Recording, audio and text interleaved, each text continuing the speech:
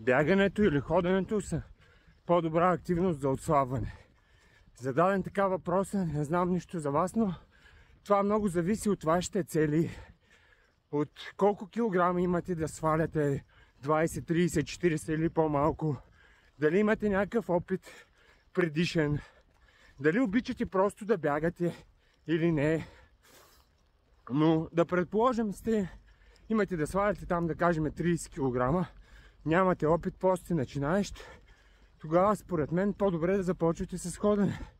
Защото бягането може да ви провокира доста глада, да огладнявате повече, да компенсирате с нетренировъчната си активност, да почнете да се движите по-малко. Също бягането има влияние с възстановяването.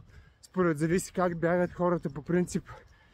Може да се омарят повече, да им пречи на силовите тренировки, които са ви необходими. Ако сте решили да сваляте килограми, може да се възстановявате по-зле. А също така и то зависи как бягате. Ако бягате бавно, ще се възстановявате лесно. Ако бягате по-бързо, доста по-трудно ще се възстановявате. Също имате по-голям риск от контузии, да кажем, защото примерно нямате опит и сте доста килограми, по-добре да укрепнете.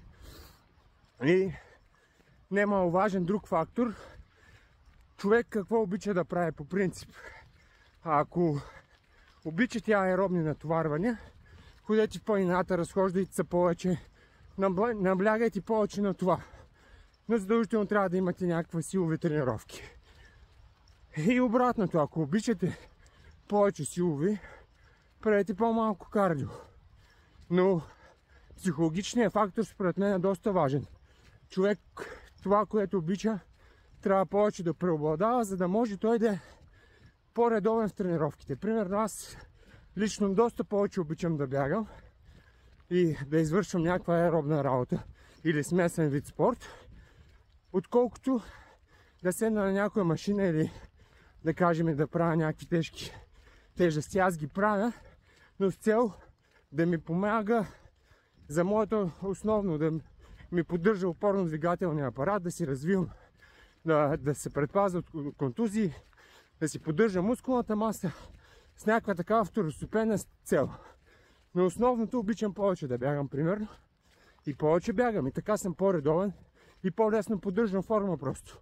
И човек трябва да се определи към коя зона е повече, защото което преобладава, това повече ще развивате. Забравяйте, че физическата форма има доста разтегливо понятие. За всеки е строго индивидуално това нещо, както и красотата. За един е да има детайли, да има голяма мускулна маса, тип бодибилдинг. За трети е да бъде по-едърно, да бъде силен. За четвърти да има просто някаква естетика, примерно да кажем. Пети иска да бъде много издръжлив, да има силова издръжливост, прави някакви комплекси, примерно да кажем. Пети иска да има аеробна издръжливост, да кажем, но да има пак да има някакво прилично тяло. И за всеки е строго индивидуално. При всички положения е нужно да има силови тренировки, за да изглеждате добре, за да се каже така общо, че сте в някаква форма, нали, външно.